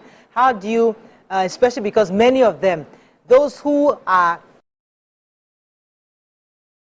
airheads might just hear you out and just be aloof when you're talking. But those who are really smart can engage you by Googling or maybe researching further what you're saying and challenging certain things. And many distressed or lecturers who are having issues find it as an attack. It's communicated to them as an attack anytime a student tries to challenge them in the lecture room. So how do you manage a room full of Gen Zs who are just challenging everything you're saying? You're in the business of researching. You're in the business of upgrading. You're in the business of informing. And a young person now comes and says, that's wrong, and you feel insecure about it. You're not fit for it. Yeah. Because you would get that among your peers, lecturer, co-lecturers. Anyway. Yes. You know, we're in a modern world every day. I don't know a lecturer who doesn't have thesis, who is not releasing papers, who is not doing write-ups. I don't know that kind of lecturer. Because you're constantly researching, constantly repositioning things and informing people. That's the business of lecturing. You would have those young ones come and say, that's wrong. I searched it somewhere. You will quote your source. You will tell your lecturer. The lecturer's business is to put it right. You expect, in fact, if you have a class full of maybe Gen Zs and you don't have that engagement back and forth, you don't have a class. You yourself, you should be saddened. You know? So I don't expect any lecturer to be acting up over that. We have some tweets. Let me take Benga Ezike. He says, at least if the students can't afford laptop, they should know they need it, and phone can assist to some extent. Osholale says, while it's easy to blame lecturers for issues like this, forgetting that they are human beings, our Gen Zs must be admonished on what and how to behave in schools. I know some of our lecturers, you can't enter their classrooms once they've entered before you. Yeah. And we know that one. All of those that everything you once you enter a class, you know Gen Zs, every little thing they're recording. Like this one right now, every small thing they're recording. You can't record someone without their consent, especially in a classroom. Oshulale. Have you read that one? Oshulale, yes. Have you read it? I sensed confusion between. No, go ahead. Okay. I sensed a confusion between lecturing and teaching. For us to clearly differentiate between these two concepts, the mental capacity and attitudinal intelligence of the recipient must be judged. Habit is formed before university, and values are instilled from home. Prof says, no lecturer in the world will allow his class to be disrupted by a student or students who use his telephone during classroom. This one is not lecturing here. It's somewhere in the Europe. Some record Instagram and TikTok videos live in classes or browse social media on their phones while in class. It is a disruptive and disrespectful move. Some students can give you mental health issues if you are not careful in a university setting. Exactly. There's no infinite freedom anywhere in the world. Yeah. If we say it is an adult world, it means students should behave like adults as well. Yeah. Exactly. So in response to your question, I think we need to understand that the era of a lecturer or a teacher knowing it all is over. You will get into a class with students who know the particular topic more than you. And one of the ways that you can, assert your authority without asserting your authority, without raising your voice and showing I'm the person here, is to give them self-directed lessons, is to help take it back to them. So what we do is, when we're trained at the time, I've never lectured in a university before, but I have a friend who does, is that instead of preparing your notes, you come, you stand the way they used to teach us back in the day. You come, you put the questions open. You assign them into groups. Let them brainstorm and come out. By the time you check what they have and what you have in the different groups, you will be amazed at the new information even you, the lecturer or teacher, has gotten. So give it back to them. These people are full of energy. So how you harness their energy in the classroom. One of the reasons that they disrupt is because they are bored most of the time. You talk, and they are listening. Some will doze off. We have people who will sleep off in the classroom. Some will find something else to be doing to engage them, finish and go so that I'll move on to the next class. I struggle. Hold on. If you engage them, you give them tasks. Your job as a teacher is to direct the learning. You supervise, and then you can correct one or two things and all of that. They are actively engaged. They look forward to your class because they know that you can call anybody to answer the question from this group. You can call anybody to represent and present from this group. Everybody's alert. I struggle with that. A good class. When I was in the US, I struggled with this system because of a Nigerian mentality. Yeah. Because my mentality was, you teach me, I write notes, I study it. But now telling us, you give us, all of us our research, and now saying we're talking, I'm thinking, what am I doing? It took me a while to adjust. Because I felt drowned. While my colleagues were talking and discussing and engaging. They were used to it. They were used to it. I was lost for a while. It took me a while to adjust. But you see, the truth is that some people prefer to be lectured to. Teach me what you know. You know we have different learning. Yes, learning styles. But I was even going to say that you know, even if I don't teach you like that, it doesn't give you the right to be rude to me. Yes. Of course not. You know, so I think that we have to draw that line where the student feels that they can, because someone is saying here that you don't lecture, you ask questions. You are not there to lecture your lecturer. Yeah. You ask questions. Even if the lecturer doesn't know, the lecturer will go back. Yes. And, you know, so I think that we need to make sure that there is a mutual respect. Yes. So, but you don't ask question is scary for me. And that's why we are where we are as blacks, as Africans. We are not allowed to ask our elders questions. But every a part of the world that has developed is because they allow questions, because people have different intelligences. You as a lecturer, you must come prepared to the classroom. And you must be open to learning from your students. You can never know it all. You will have geniuses in that class. You have olodos in the class. You have a mixed multitude in the class. Now, if you do something, it's like you are solving mathematics and you solve something wrong in the board. And because you are the lecturer and we're supposed to be in a culture of respect, somebody who spots that, this calculation is not adding up, cannot question you in class. And then you mislead the whole class. You've gone home. And people will write the exams and fail. So we should encourage asking questions. However, we should ask in politeness. It's like how our children annoy us most of the time these days. They are growing. Yeah. They ask us questions. Do this, do that. They say why. They will be giving you reasons. And you're like trying to shut them down. When I remember myself, I'm like, okay, I want to allow this child to ask questions and not shut the child down, because I will shut down their creativity. Yes, but okay, let me take this call. writing a maths problem and the students spots the mistake. There's no harm in saying, sir, my calculation here is different from yours. Different from yours. That's a polite way. Yeah. You say, okay, this is yes, and that's what Gen Zs do. No. We see that on social media now. Yeah. Once something happens, the way they insult you. So it's the decorum that we don't even teach our children how to behave in the classroom. Let me come to you, Nima, in a second. I have a call. Shehu, I believe. Is it Shehu? Yeah, sure. You're live. Thanks for calling. Go ahead, please. Yeah, good morning. Good morning. Morning. Yeah, I want to just make some points about the issue of the lecturer and the students. Now, when I saw the video, the lecturer was wrong, assaulting the students.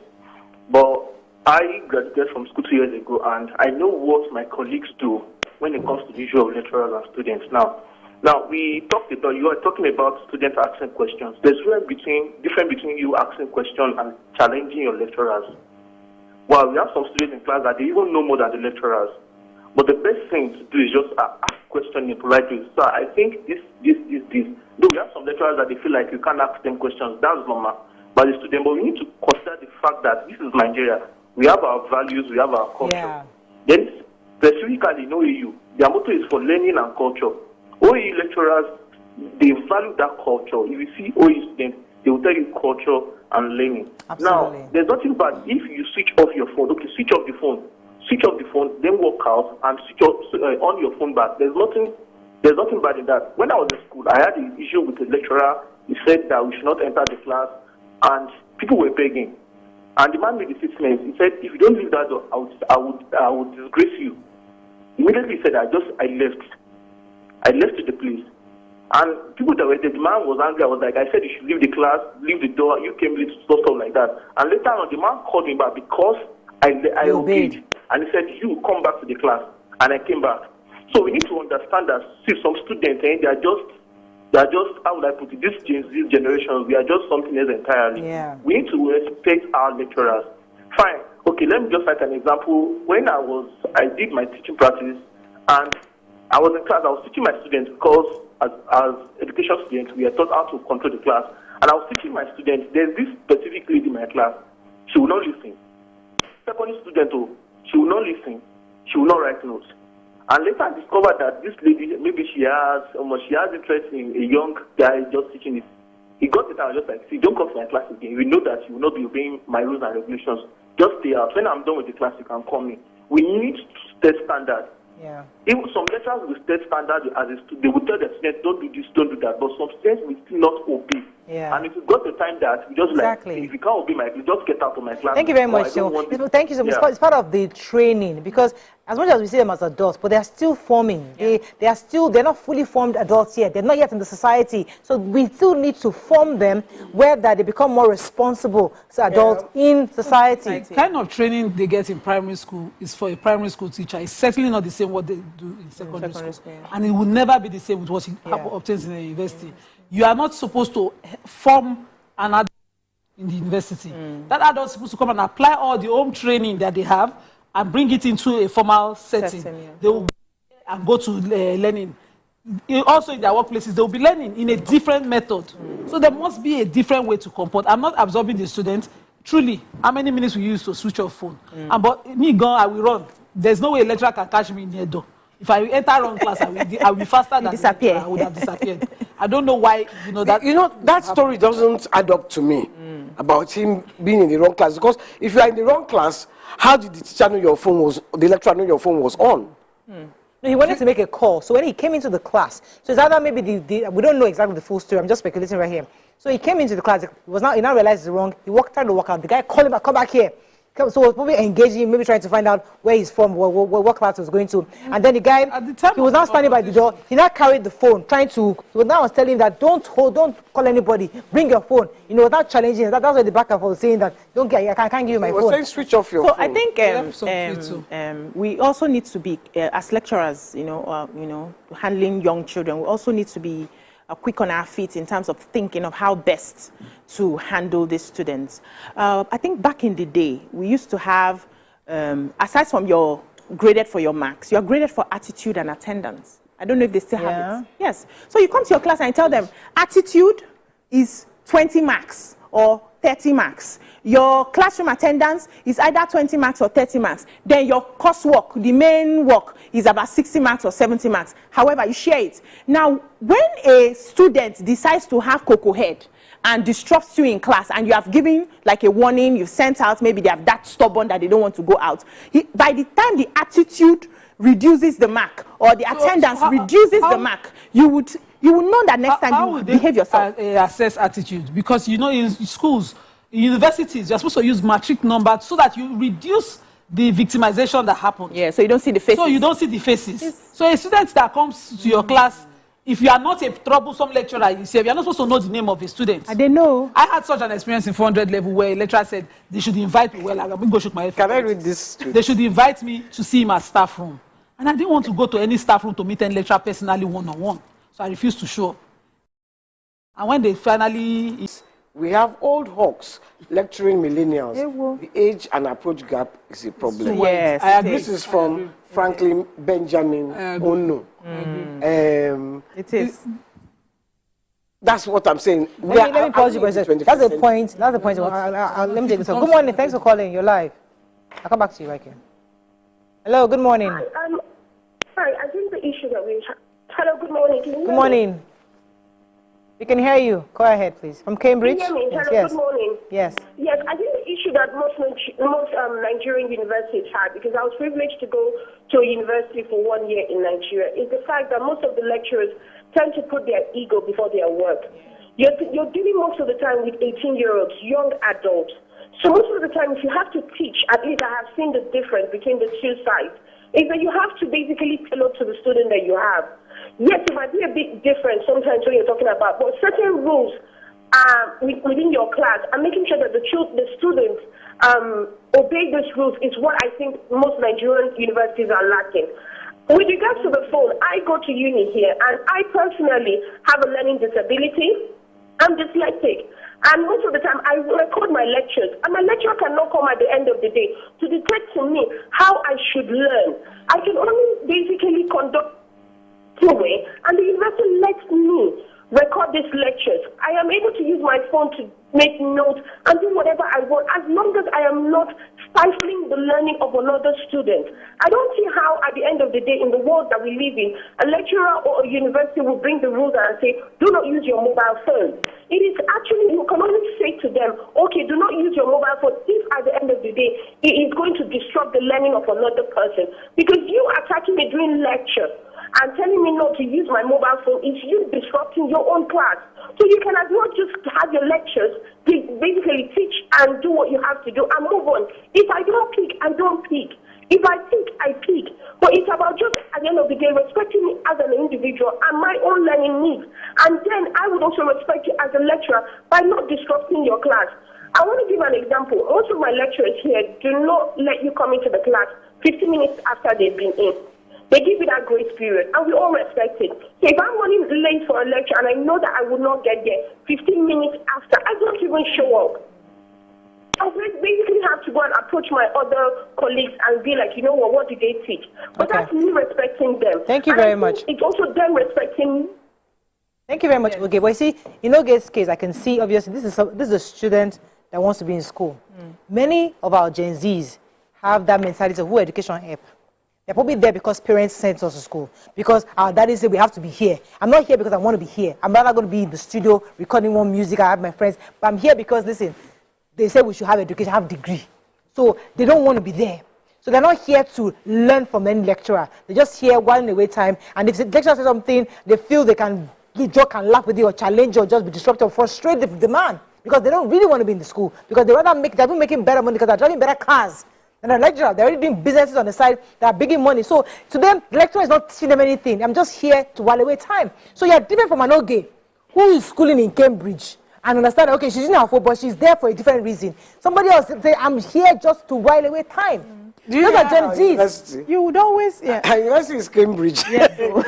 That's 21st century. In fact, they are going to another century. Go there. Yeah, see, this is Nigeria. Let us wear the cloth that fits us.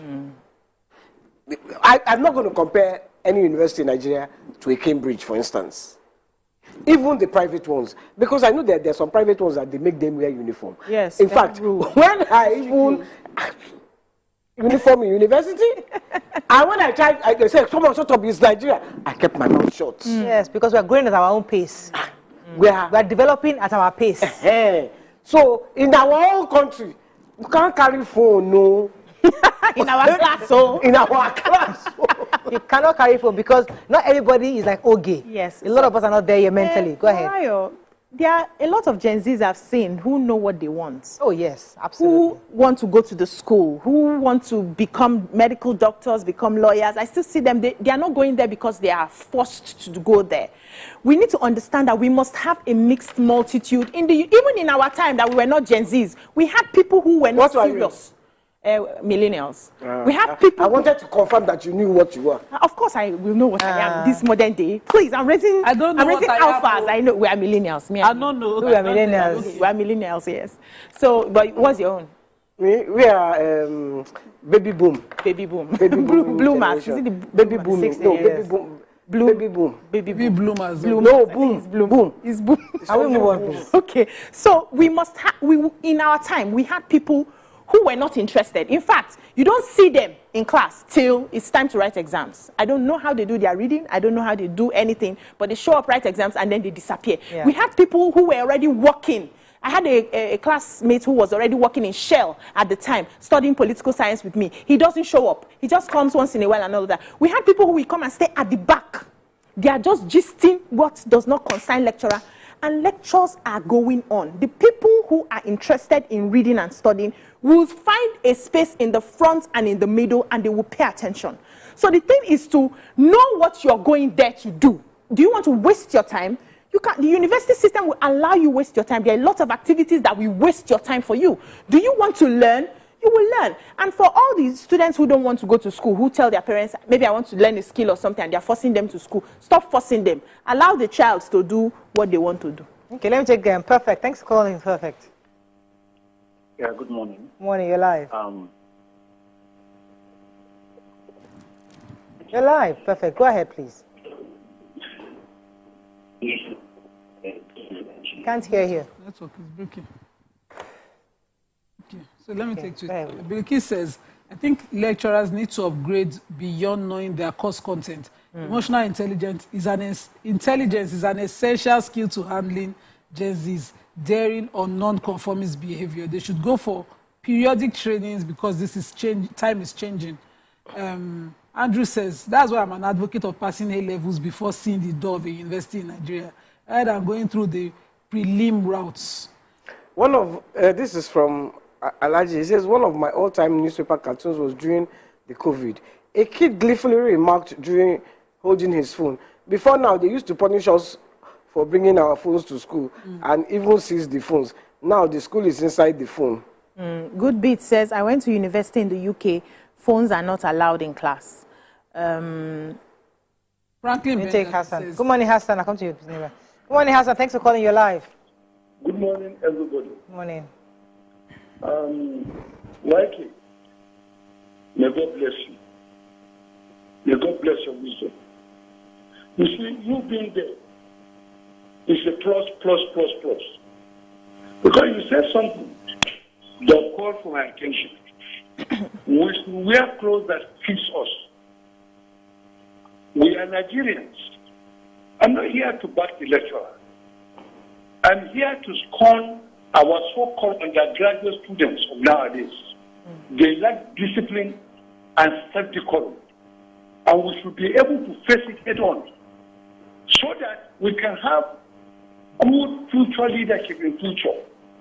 Because what you are seeing now, in our university, you dare not confront a lecturer. You dare not talk nonsense to him. What I'm saying, people are trying to do a sort of struggling between the right and morality. No. A lecturer has a right to set a standard in his classroom. It is not for you to on a phone. It is not for you to make a call. Look, the worst that can happen to that lecturer is to be reprimanded. Nothing further than that. You understand? Because he acted out of his mind. And no much punishment can be applied to that lecturer. But that student should be worked on. And people, you have been saying something. You say one thing here, you say another one here. Yeah. You go again and you will support here. Look, let me tell you. You see these students, you as a mother, don't take anything from your children because you are there as a leader. Don't take anything from them. Thank you very much. I didn't hear half the things you said. Yeah. So let me just read this. Where is it to? It says when you are paying 60k pounds in a university, when you pay 60k pounds, you go learn past learning. That's the one going to Cambridge. Yes, yeah. So we are all sitting here blaming Gen Zs. How did we raise them? Because the child's character is totally formed before they are 12. So what job, how did we do the job as parents? I went to the university where there were well-behaved students in school. Nobody needed to chase them to go to their classes or do what they were sent there to do. I also saw other people who were not behaved at all. They didn't care. So the question is, how did they form that character before going into the university? It's not the university that you start forming a child's character. They were formed from home. So let us also hold the one that concerns us. How are we forming the children that we have? Do we have children who their parents, their teachers come to complain to us and we ignore it and say, I beg. And we talk about the teachers so bad in the house that the child picks that up. When the child gets into the university and starts manifesting tomorrow, you will say they are Gen Zs. But how did you raise them? So let's look inwards. What kind of reports do we have for our children from their schools today? That will tell us how they are going to behave in the universities. And let's start working on that behavior today. Everybody's here. We are shouting Gen Z, Gen Z. This generation, our mother's generation, YK's generation, raised these Gen Zs that we have today. So we need to be questioning you people. No. How did you raise us? I raised a millennial. And she's very... Okay, you raised the millennial. I raised the millennial. So she's very polite. Who raised the Gen Zs that we have today? Well, it's we millennials. No, my child is not up to Gen Z yet. It's alpha. Anyways, let's not be so Nigerian by pointing fingers. Wait, somebody's fault. We all have responsibility. Yes, go ahead. Let me take this tweet and I need to please, and there are many I need to take. Oluwatosin Olaniru says, I haven't seen the video, but according to your discussion, the lecturer overreacted. But I will still blame the student no matter what. Learn to bow to elders. This one. That's why we are here. This one is why we are here. That's what they used to say in Yoruba land. There's no one island of knowledge. There's no one island of knowledge. Yeah. if you want respect, you give it. As the student came in, excuse me, why are you in my classroom? Oh, sorry, I missed my way. Okay, please step out. You're distracting my class. Conversation Simple. ended. Conversation over. Why do you want to do this? I want to do this. Why do you want? I want to do that. They now ego. Give me phone. I say police officer stopped. Oh, I now brought out. We were now having exchange. Next he say, I say you don't. You don't. He say I'm not your mate. I say how do you know her? Because I'm a woman. I'm even older than you. I said, Koya, bring your birth certificate. Let's prove it. Because I don't get it. On the road. How that conversation take consign age. simple conversations. I'm telling you. Bend it out. To get respect, you give respect. you give respect. Right, let me let you jump in. Oluwaseun Olatunde says, YK Abina, our education is free. Any free thing, they abuse. Superboy says, lecturer lacked maturity, emotional intelligence, and restraint. He could have been lynched by the class. You have no right to lay your hands on your student. It's an assault. Very, very wrong. Yeah. And as an action. That thing you said earlier, we all want quality education in Nigeria, but yet we're not willing to pay for it. Ordinary do increase school fees now. The whole of Nigeria. So the truth is that these lecturers who are not being earned, we're not earning like the Oxford guys, they're not earning like the Cambridge guys. How do you expect them to behave? They also have their own repressed regression that they are waiting to unleash. So it's a cycle that everybody has a fault somehow, somewhere. They're all part of this problem. Because there's no way in the world that education is affordable. Everybody has to pay something. But here, only Nigeria, you have somebody finishing from medical school here with nothing from his family. Go abroad and start earning $100,000 or $200,000 a year, and then he has his counterparts who are there struggling to pay back their school loans. And he's there lounging. Expensive school fees here. They don't have freedom. Or official legal could says, I'm a student of a private institution. In my school, phones are strictly controlled. My class is not a big class, so it's like being in an upgraded secondary school. Wow. There should be imagine this lecturer was in an air-conditioned Imagine this guy was in an air-conditioned hall where there's light, is well lit. You have these nice, these modern boards, projectors that you're using. And the kids are coming in there, and he comes in late. You won't be aggressive, and you're being paid well. Your research is being seen around. You have a nice, good car. You will not be angry. That aggressive. In fact, did you see his shirt was wearing? Usually lecturers wear suits, I think. But good. No, in that heat. Okay, sorry. So the point is, there's a lot of factors. There are lots of factors that could have caused that aggression we saw in the lecture. It's his wife. So you can't compare his wife. Cambridge. He's not do that room business. Yeah. It's as simple as that sometimes. I'm telling collected. Or maybe the girlfriend did not allow. That's why girlfriend broke up with him before he came to class. Time Media says, in grammar schools in the UK, your phone must be out of sight throughout the day. In the uni, having your phone to sight is considered rude to the lecturer.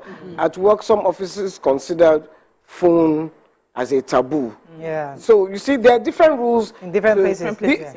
I think where the lecturer erred was his overreaction. Yeah, reaction. Yes. Yeah. By even laying his hand on the student. Totally wrong. That's an assault, wrong. Automatic assault.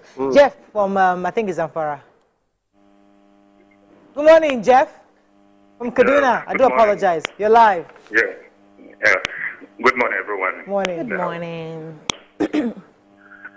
Well, Nima have really said a lot of things that I want to say. I want to contribute about the issue on ground. What I was not, I don't know is that if the lecture was going on when the students get into the class. So when I don't know if the lecture was going on when the student gets into the class to discuss. Possible, we don't know. I'm not sure. That student. And I don't know, again, it might be that the lecturer is angry and it could be an issue of transfer aggression. Yeah. So, but whatever it is, just as Ibe Uju was saying, has made a lot of examples. Thank you very much. This is a university, not a kindergarten or secondary school, that you would just be bundling a mature person, pushing the person out of the class. It is uncalled for. Whatever it is, you just talk to the student politely. Hey, hello, leave my class. Even if the guy tries to prove stubborn, you can call on the security or whatever. Please get this person out of my class. So they both have blame. They both have Thank you very much, Jeff, for sharing your thoughts. Yeah, Yes, let's not Christine. forget our culture in everything. Our culture is very important, and how we uphold the culture and how we teach our children to respect people goes a long way. So that advice you are giving to that child, enforcing that they are able to respect. When the child gets to the university, nobody would remind the child to, respect the lecturer, to respect these, what do they call them? Those other non-teaching staff that they see. You will see that respect exude. So, but when you condone that disrespect because you feel you are in a certain place where the teacher is lower than you, that's what they are also going to take into the university. So we need to be very careful about that. And cannot comment. Anybody want to wrap up soon? Any comments? I think that there's something really about our culture that I like. If you a young person or even an elder person, you enter a room where there are people, it's very common. It's courtesy to greet. Yeah. But in Igbo land, if not to in the 21st century, in the YK, don't didn't say we should not confuse. greet. Don't confuse I said we are not. We didn't No, say I thought you wanted us to be. So we should all not enter hotel. So that we can have lights. But when we start walking, because choose your hustle. No. You want light or you want to greet I people? want good roads. Choose your hustle. You want light or you want to be able to greet and respect? Good roads. I want lights and I want water. Yes, and you don't want to greet people. And I will still greet people. Yeah, you want to merge the culture. Our culture. No, it's not merging the culture. It's maintaining our culture. Countries like Korea and other places maintain their culture. They are very polite. They are very respectful. They respect their parents, grandparents, and all of that. And they do that publicly. And yet, they are still growing in technology and everything. So we can merge the cultures together. China, China, they say it's only lights that will determine. With lights, with lights. Can we not change the subject? Can you focus on this matter of today has closed. Because somebody is asking. It's time to so go. there is even time to close. It's time to close. That is all we can take on today's show. You don't want me to read this. That's all. Hope you've learned a few things. As we have a wonderful day. God bless you. Okay, God will not let you catch that tweet. God will not give you that quiz, guys. Bye, people. Bye-bye.